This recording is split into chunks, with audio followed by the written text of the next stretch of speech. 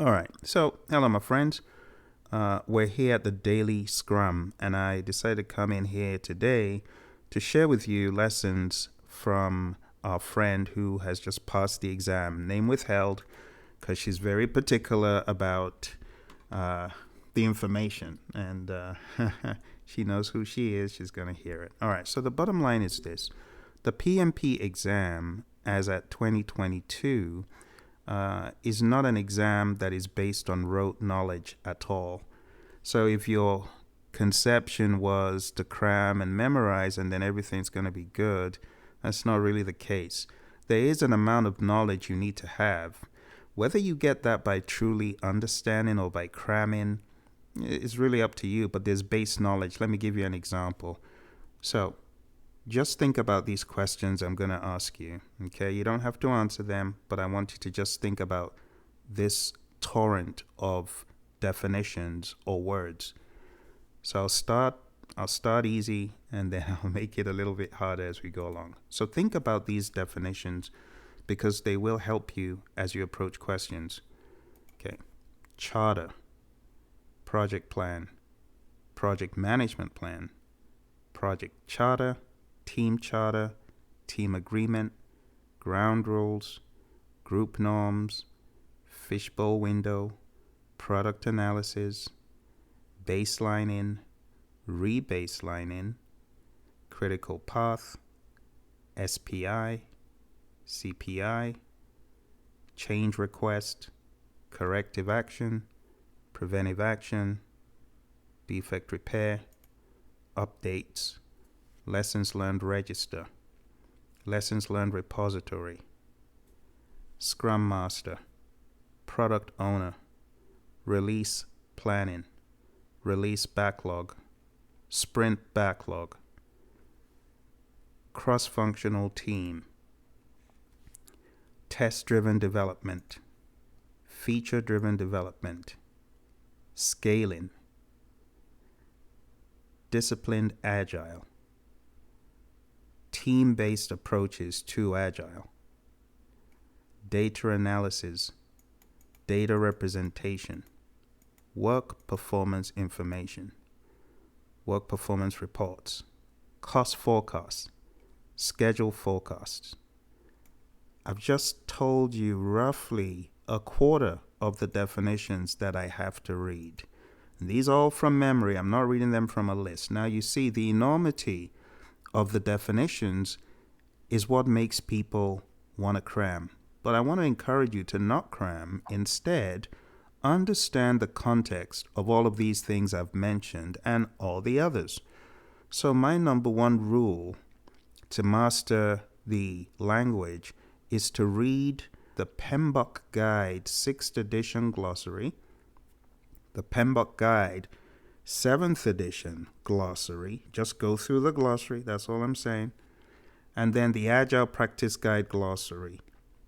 And the reason why I included the 7th edition glossary in it is there are a few different definitions in the 7th edition.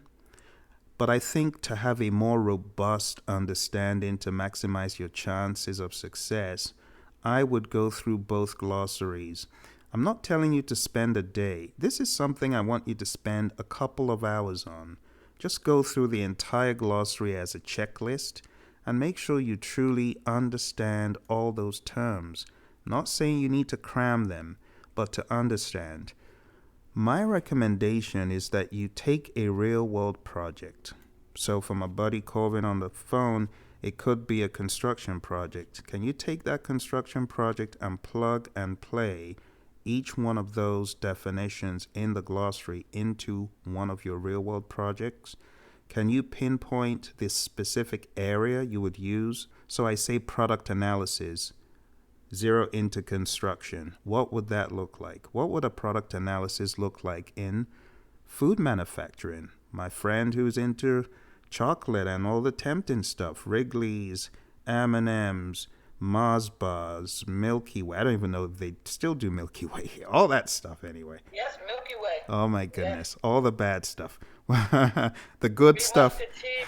Watch the TVs. Yeah. Abs- all that stuff. So what would a product analysis look like in that environment? And this is just one word. Now, if I take another word and I say stakeholder engagement, what would that look like in your industry? Who would the stakeholders be? If I take All a the KDMs, there, yeah. there you go, you got it. And if Key I decision makers, yeah. they, yeah, and if I say decomposition, what would that look like? What kind of decomposition activities would we be doing on your specific projects? And I know in your specific one, Taji, is sales and marketing, but we could still think about decomposing the enormity of things you have to do, the regions that you work in, the places you have to hit in a project. So I encourage you to take your own real world projects, go through the entire glossary, go through the content outline that I put in the chat, and then I want you to begin to ask yourself, okay, what would this look like in my industry? Now, when you're done with all of that, there are three areas that I want you to focus very heavily on, and they are as follows: people, and when I say people, I'm talking about stakeholders, team members, functional heads, anyone that is a human that has a heartbeat. They are important for your exam.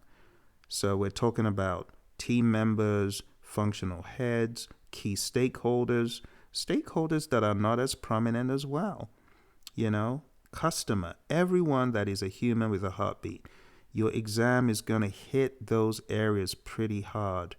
So you need to be very familiar with the people piece that is broken down in the PMP exam content outline. And you really need to introspectively look at those, because those are the pieces that PMI is going pretty hard on. So in the people domain, you have how many tasks? Who remembers how many tasks we have without looking? You should know without looking. Anyone know? How many tasks do we have under people? 14. Very good. We have 14. 14 under people. My recommendation is for you to know those 14, not cramming them, but really applying a real world perspective to them. So, manage conflict. What does that look like? What is reality as far as managing conflict? You don't solve conflict for people. You get people to come to the discussion table. That's your role. Your role isn't to solve the conflict for people or to show who is right or wrong. That's an immediate 0 on the PMP exam. So you need to look at these 14 tasks and ask yourself, what makes sense in the real world? How would I address this in the real world? And then you go to the next one, whether it's lead a team, whether it is ensure team members and stakeholders are adequately trained, all of them. Get into the mindset of them by really introspectively looking at them and saying, what does this look like in my world? And then when you're done with that, do the same for process, because your exam is going to be heavily situational. It's not going to be, what is an output of this? Let me just give you the truth that I've heard from a lot of people that have taken the test. A lot of them tell me that the PMP exam did not have one single obvious mention of process names. Not one single one. Not one single mention of the everyday develop project charter, develop project management plan. No, none of that. It is so situational that even if those things were embedded in the question, they scramble it around so much that it's hard to detect. And this is part of what makes the exam frustrating for people, because they go in there and it's a different language. So instead of saying, you are creating a project charter, it could simply say, in the initial stages of the project, you're creating an authorization document, or you're working on authorization for this scope of work. That's really talking about the project charter. So you need to know the essence of what is done in every step. The other feedback that has been quite resounding, apart from focusing on the humans, is focusing on communications, conflict, human interactions. So the people is one thing, but the way the people interact is another. People having issues, people having problems that need resolve, arguments, not seeing eye to eye, these kind of things. And you know, the best way to answer these questions is by thinking about what moves this situation forward. What will take this forward? What will move this forward? What will guarantee progress? So, telling people they're wrong never does anything. Telling people I cannot, or telling people you cannot ask for that change, or rejecting a change that a key stakeholder is asking for, those things do not move situations forward. So you need to ask yourself, what will move the situation forward? It's getting resolution, resolve, solving the problem. And the way I keep talking about this is using a simple DIGCIV approach. DIGCIV, define the problem. Whenever you see a problem on the PMP exam, ask the question, what is the problem? Really get down to what the problem is and then identify the root cause. Now, there are going to be some questions where you are not able to identify the root cause. That is a signal to you not to choose what the problem is not. For example, a project has been delayed and you are behind schedule. What should you do? A, corrective action based on causes. B, crash the project. C, fast track the project. D, more effective risk management. It's not B, C, or D because those are presumptuous. You don't really know what the problem is, so it has to be corrective action based on causes. But I tell you, a lot of folks fly straight at crashing and fast tracking. But those are presumptuous because you don't know what is causing the delay. Now, if the question had said a project has been delayed as a result of lack of resources or lack of attention to a particular task that needs attention, then adding more resources might make sense. But you don't have the information in a lot of questions. And the reason why people get the answer wrong, they jump out at what the answer of the day is. And when I say answer of the day, I mean the most popular one: crash, fast track, rebaseline. And that is not to say that some of those aren't right sometimes, but you cannot just jump out at crashing or fast tracking or putting more people on a project which is crashing. Another clue is some of these options are repeated in different ways, just like I showed you now. Crashing is the same as adding more resources. So why would you choose either of them? They're both there. They're both bogus, probably, you see. So always focus on define the problem, identify the root cause, and then in your head begin to generate alternatives. Okay, based on what I know about this, I can disqualify that it's not this, it's not this. Then you generate those alternatives in your head. You know, going to the actual question, a question will define a problem, and then it's up to you to know where the question stopped. Did the question define the problem, identify the root cause, and generate alternatives? Or are the alternatives buried in the options? Most times, the alternative to solve the problem, because about 90% of the exam is situational problems. So you need to be really good at generating the alternatives in your head before you even see them listed, and then knowing which of those options is the best one. That's what makes the exam hard, because no one's going to ask you project charter, develop project charter, what comes out of it, or close project or phase, what comes out of it, or final report is from which process. None of that. The only thing this is going to do for you, and I highly recommend doing it, is going to help you be able to massage the language down to what you understand. It's going to help you know what they're talking about. Okay? But I don't want you to think the exam is going to be a direct cutout, because some people have a misconception, and I've heard people saying, but Phil, I did everything and read the whole. It's not enough to just read blindly. You got to understand that language, and you got to be able to reconfigure it in your own words. Like one of our recent graduates, PMP graduates, he took the entire PMBOK guide and he rewrote it in his own words. He went through our videos for the CAPM. Needless to say, he killed it. Within a few days, he went on and took the PSM exam just a couple of days ago. And he came and spoke to us. You might remember Brandon. So Brandon took the PSM exam 2 days ago and he killed it. Why? Because he truly understood everything he was listening to and hearing. And that's really the level I need to get to really understand the content, not just to read, but to really understand, to take it to your own industry. For you to take it to whatever industry you work in. Same for our friend Chandra. Whatever industry you work in, Chandra, you need to take that content and you need to plug it in, whether it's the world of IT, whether it's DevOps, right? You need to plug it in and you need to make it work so that you can explain it through your own lens. That's how you are able to get this thing down pat to the point that it becomes pliable. I don't want it to remain rigid in your hands when you're faced with exam questions. I need you to control it. All right. So majority of the exam, like I said, is people heavy. It's all about problems with people, issues with people. How do we take care of those?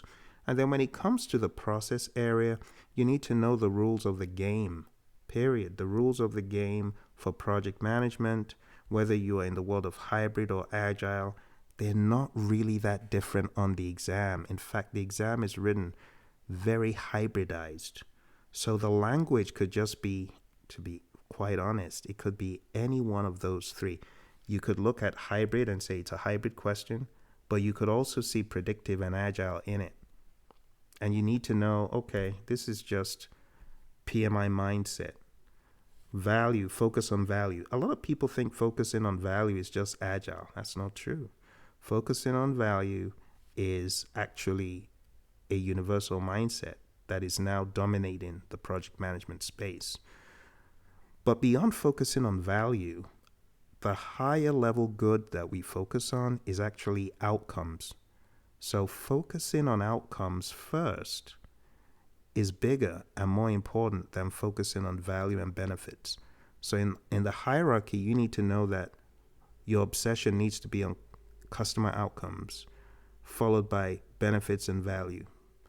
So what is value? It's the net quantifiable benefit that you derive from a product, service, or result. That's what follows outcome. But outcomes first, then value and benefits. And last but not least, that's when we talk about deliverables, products, services, or results. And these products, services, or results, they are meant to derive or give us value and benefits, and that is meant to lead to a higher level outcome. For example, you do a software refresh. Everyone has got a new computer, but no one's using it. They're still using their old laptops, but they've got new desktops. Why are they using the old laptops? That is not the desired outcome. The desired outcome is to use the new machines to get better payoff, to get more optimal in their work. Why aren't they doing that? Why aren't they doing what they should be doing? Well, there's probably a reason, and it has to do with stakeholder engagement and understanding the project and bringing stakeholders to the table and making them part of the journey. And your exam is going to be about just that, getting the right outcomes, getting the stakeholders on board. It's very stakeholder focused. So if I was going to focus on like the three things, I said people and how the people interact. And the last one I would stress would be more along the lines of just being lean. I know it's a very big topic, but being lean has many things in it. It has optimization of resources, has optimization of tools and techniques, has optimization of process, it has quality in it, it has the Kaizen mindset in it, it has optimizing any of the knowledge areas in it. So my advice to you, for you tackling the knowledge areas, is to not really be focused on just the PMBOK 6th edition. I would say really focus on pages 90 to 95 in the Agile Practice Guide, because that's where you have knowledge areas from an Agile lens. And to me, that is closer to this whole hybridization thing that a lot of people are saying they experienced on the exam. So focus on people, their interactions and problems and challenges, and focus on just a lean mindset. But you do know that Agile and Kanban. They're subsets of lean anyway, so it would make sense to have an overarching lean mindset. Less is more. Simplicity, the art of maximizing the amount of work not done, is essential. Best architectures, requirements, and designs emerge from self-organizing teams. All of those mindsets, you boil them down, they're really more lean oriented. All right, so my direction to you, friends, is to read that PMP content outline that I put in the chat. You can just Google, you'll find PMP exam content outline. It's a PDF. It used to be $39.99 back in 2006. Now it's available for free. A lot of people don't read it, but in my mind, that's the blueprint you need to go by. And like I said, take every one of those tasks and make it yours in your project, your world of projects. And that's how you're going to get to a very good understanding.